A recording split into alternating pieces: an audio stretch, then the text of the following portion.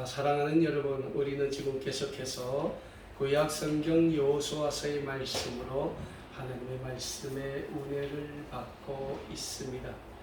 오늘 본문 말씀인 구약 성경 여호수아 8장 30절에서 35절의 말씀은 아이성 전투에서 승리한 이스라엘 민족이 지도자 여호수아와 함께 에발산에서 하나님께 제단을 쌓고 하나님께 번제물과 화목제물을 드리며 모세가 이스라엘 민족에게 선포했던 하나님의 율법을 여호수아가 다시 기록하여 이스라엘 민족에게 선포하는 말씀을 기록하고 있는 말씀이라고 할 수 있습니다.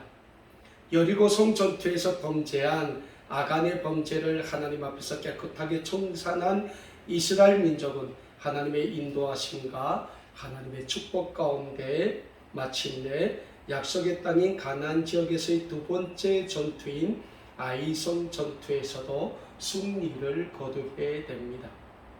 아마도 아이성 전투에서 패배와 승리라는 교훈을 얻은 이스라엘의 지도자 여호수아는 만감이 교차하는 가운데 깊은 생각에 젖었을 것입니다. 그리고 여호수아는 무엇인가 결심을 하게 됩니다. 그리고 이스라엘 민족을 모두 에발산에 모이게 합니다. 그리고 여호수아는 이스라엘 민족으로 하여금 에발산에서 하나님께 제단을 쌓게 합니다. 그리고 하나님 앞에 번제물과 화목제물을 드리는 예배를 드립니다. 오늘 본문 말씀인 구약성경 여호수아서 8장 30절과 31절에서는 이런 말씀을 우리에게 주고 있습니다. 그때 여호수아가 이스라엘의 하나님 여호와를 위하여 에발산에서 한 제단을 쌓았으니 이는 여호와의 종 모세가 이스라엘 자손에게 명령한 것과 모세의 율법책에 기록된 대로 새 연장으로 다듬지 아니한 새 돌로 만든 제단이라. 무리가 여호와께 번제물과 화목제물을 그 위에 드렸으며 라고 우리에게 말씀하고 있습니다. 오늘 본문 말씀을 보면 여호수아가 모세의 명령에 따라 이와 같이 하였다라고 말씀하고 있습니다. 그러니까 여호수아가 모세의 명령대로 어떻게 했습니까? 쇠로 다듬지 아니한 새 돌로 하나님 앞에 제단을 쌓고 그 제단 위에 번제물과 화목제물을 드렸다고 말씀하고 있습니다. 그러면 모세는 언제 이스라엘 민족에게 이런 명령을 했습니까? 구약성경 신명기 27장 11절 이하의 말씀을 보면 고대 애굽에서 출애굽한 이스라엘 민족이 광야의 생활을 하고 있을 때 이스라엘의 지도자 모세가 이스라엘 민족에게 만일 이스라엘 민족이 요단강을 건너 하나님의 축복의 땅 언약의 땅인 가나안에 들어서면 에발산과 그리심산에서 어떻게 하라고 말씀하는 모습이 기록되어 있는 것을 우리는 신명기 27장의 말씀에서 찾아보게 됩니다. 결국 무슨 말씀입니까? 가나안에서의 단 두 번의 전투를 치르면서 이스라엘의 지도자 여호수아는 많은 것을 깨닫게 되었는데 그 깨달음 가운데 신명기서 27장에서 모세가 이스라엘 민족에게 명령한 그 명령의 말씀을 다시금 상고하게 되었다라는 것입니다. 사랑하는 여러분, 가나안에서의 두 번의 전투를 치르면서 이스라엘의 지도자 여호수아는 많은 생각을 했을 거고 많은 영적인 교훈을 깨달았을 것입니다. 그 중에서 첫 번째 여호수아는 하나님의 약속의 땅, 축복의 땅인 가나안이지만 하나님이 이스라엘 민족과 함께 하지 않으시면 이스라엘 민족은 아무것도 이루어낼 수 없다는 영적인 교훈을 깨달았던 것입니다. 우리 한번 생각해 봅시다. 가나안에서의 첫 번째 전투였던 여리고성 전투를 우리가 생각을 해봅시다. 철의 장벽, 난공불락의 요새라고 했던 여리고성을 이스라엘 민족이 어떻게 점령을 했습니까? 단 한 번의 전투도 없이 기적과 같이 승리를 이루어내지 않았습니까? 그런데 여리고성 전투의 그 승리의 중심에는 누가 있었습니까? 다름 아닌 하나님이 함께 하셨다는 겁니다. 하나님이 이스라엘 민족과 함께 하셨고 하나님이 이스라엘 민족에게 승리를 주셨다는 것을 여호수아는 깨달았다는 것입니다. 계속해서 진행된 아이성 전투를 한번 살펴봅시다. 여리고성이 너무나도 쉽게 점령이 되자 여호수아는 신이 났어요. 그래서 하나님께 묻지도 않고 아이성 전투를 밀어붙이게 됩니다. 결국 어떻게 됩니까? 단 한 번의 제대로 된 전투도 못 해보고 아이성 전투에서 패하게 됩니다. 거기에 여리고성을 점령할 당시 아간의 범죄마저 겹쳤지 않습니까? 그 아간의 범죄를 하나님 앞에서 이스라엘 민족 구성원 전체가 회개하고 범죄를 깨끗이 청산했을 때 하나님은 아이성 전투에서 승리를 주시게 되는 것입니다. 두 번째로 여호수아는 하나님의 뜻을 구하며 하나님의 말씀에 절대적으로 순종했을 때 하나님이 이스라엘 민족에게 승리를 주신다는 영적인 교훈을 깨달았을 것입니다. 여호수아는 생각했습니다. 요단강을 건널 때 하나님의 말씀에 순종했을 때 요단강 물이 멈춰지는 기적이 일어나게 된 것입니다. 그리고 이스라엘 민족이 요단강을 맨 땅과 같이 밟고 건너게 됩니다.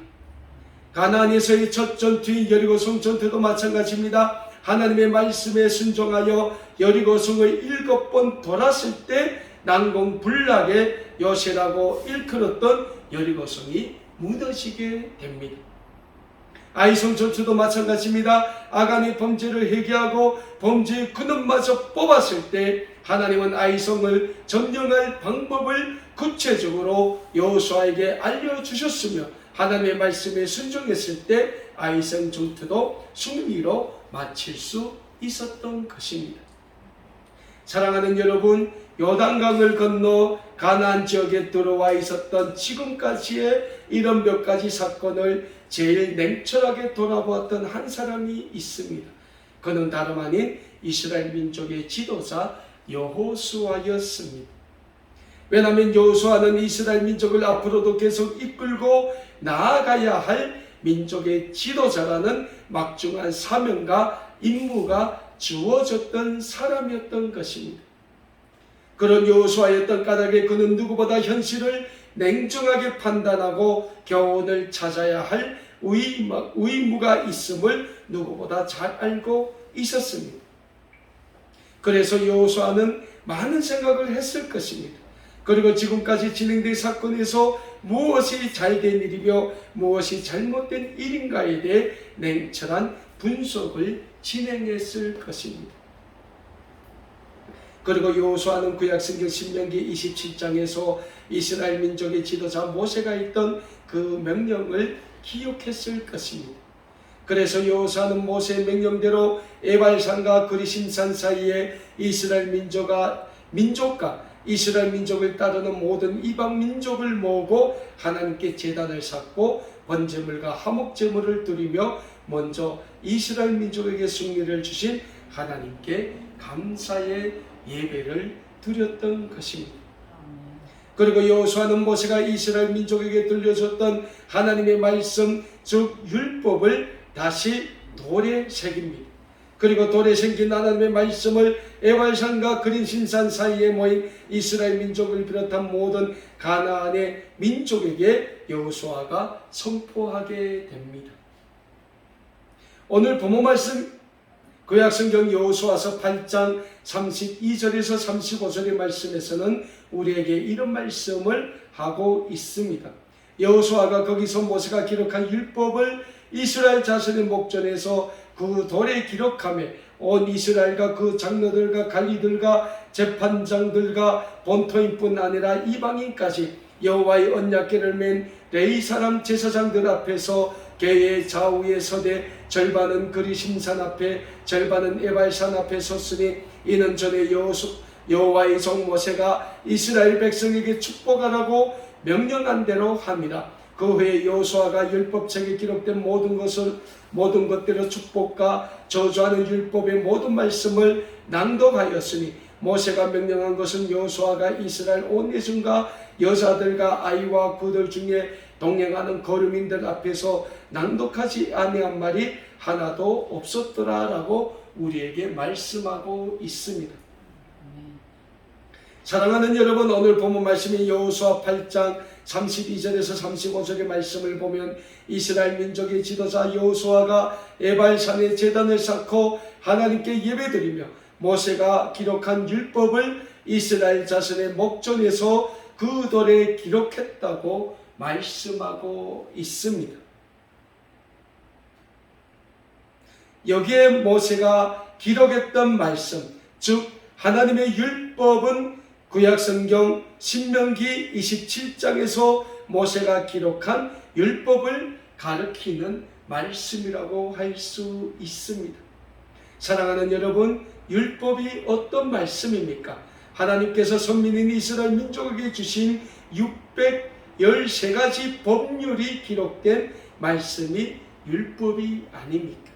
즉 이스라엘 민족에게 주신 하나님의 248가지 축복과 365가지 저주가 담긴 말씀이 다름 아닌 율법인 것입니다. 그런데 그 율법의 말씀을 여호수아가 다시 돌에 새겼다라고 오늘 본문 말씀에서는 기록하고 있습니다. 그리고 온 이스라엘과 그 장로들과 관리들과 재판장들과 본토인뿐 아니라 이방인까지 여호와의 언약궤를 맨 레위 사람 제사장들 앞에서 계의 좌우에 세웠다고 오늘 본문 말씀 33절에서는 우리에게 말씀하고 있습니다. 여기에서 계의 좌우에 세웠다고 했는데 그 좌우가 어떻게 됩니까? 구림 신산과 에발산 앞에 나누어 세웠다고 말씀하고 있습니다. 그리고 그렇게 세워진 모든 이스라엘 민족과 그 가나안 거류민과 본토인들에게 여호수아는 하나님의 말씀, 즉 율법을 하나도 남김없이 선포했다고 말씀하고 있습니다. 사랑하는 여러분, 오늘 본문 말씀인 여호수아 8장 30절에서 35절의 말씀을 통하여 우리는 몇 가지 교훈을 찾을 수 있습니다. 그 첫 번째 교훈은 우리가 오늘 현대 사회를 살아가고 있는 우리에게 하나님의 도우심과 인도하심이 절실하게 필요하다는 영적인 교훈이 됩니다. 요즘 우리가 살고 있는 현대사회가 얼마나 우리를 유혹하고 있습니까? 물질로 우리를 유혹합니다. 문화로 우리를 유혹합니다. 온갖 가문 이설로 우리를 유혹하고 있습니다. 유혹하다 못해 이제는 코로나19라는 바이러스를 가지고 우리를 유혹하고 우리를 협박합니다. 코로나19가 우리 교회 공동체에 만든 제일 큰 유혹이 무엇입니까? 그것은 온라인 예배라는 것입니다. 이제는 예배를 교회 가지 않고 집에 앉아서 편하게 온라인으로 드려도 된다는 말도 안 되는 유혹을 만들어낸 것입니다. 그러나 우리는 그렇게 해서는 안 됩니다. 하나님은 하나님의 거룩한 구원의 백성들인 우리가 늘 하나님 앞에 나와 온 마음과 뜻과 정성을 다해 예배드리기를 간절히 원하고 계신다는 영적인 진리를 우리는 잊지 말아야 합니다. 그래서 신약성경 마태복음 22장 37절에서 예수님은 우리에게 이런 말씀을 주십니다. 예수께서 이르시되 내 마음을 다하고 목숨을 다하고 뜻을 다하여 주 너의 하나님을 사랑하라고 예수님은 우리에게 말씀하고 있는 것입니다. 그렇습니다. 우리는 우리 하나님을 사랑하고 우리 하나님만을 우리의 삶에 모시고 하나님의 인도하심과 하나님의 도우심만을 바라고 살아가는 하나님의 거룩한 구원의 백성이 되어야 하는 줄을 믿으시고 그런 삶을 살기 위해 노력하시는 우리 모든 믿음의 가족들이 다 되실 수 있기를 간절히 축원합니다. 오늘 본문 말씀을 통하여 우리가 찾게 되는 두 번째 영적인 교훈은 하나님의 말씀에 순종하는 순종의 삶을 살아야 한다라는 영적인 교훈이 됩니다. 하나님은 하나님의 말씀에 절대적으로 순종하는 순종의 삶을 오늘 우리에게 간절히 원하고 계십니다. 그런데 하나님의 말씀에 순종하자면 우리 자신이 먼저 하나님께 가까이 가기를 힘써야 한다는 영적인 사실을 우리는 잊지 말아야 합니다. 왜냐하면 우리가 하나님께 가까이 갈수록 하나님도 우리를 가까이 하게 되시며 우리는 하나님의 말씀에 순종하는 순종의 삶을 살 수 있게 되기 때문입니다. 그래서 신약성경 야고보서 4장 8절 말씀에서 야고보 사도는 우리에게 하나님을 가까이 하라 그리하면 너희를 가까이 하시리라고 말씀하고 있는 것입니다. 사랑하는 여러분, 하나님을 가까이 하기에 힘쓰시는 우리 모든 믿음의 가족들이 다 되실 수 있기를 간절히 축원합니다. 그러면 하나님도 우리를 가까이 하시게 되는 줄 믿으시길 바랍니다. 하나님을 가까이 하며 하나님의 말씀이 늘 우리와 함께하게 되는 줄 믿으시길 바랍니다. 그럴 때 우리의 삶이 하나님의 말씀에 순종하는 순종의 삶이 될 수 있는 것입니다. 어느 에발산에서 여호수아가 선포한 하나님의 말씀이 우리에게도 임하는 역사가 일어나기를 간절히 소원합니다. 그래서 여호수아가 그랬던 것처럼 이스라엘 민족이 그랬던 것처럼 오직 하나님만을 우리의 하나님으로 모시고 섬기며 하나님의 말씀에 순종하며 우리를 통하여 하나님의 거룩한 구원의 영광이 나타나는 데 마음껏 수임받는 우리 모든 아름다운 꿈에게 모든 믿음의 백성들이 다 되실 수 있기를 우리 주님의 이름으로 간절히 축원합니다.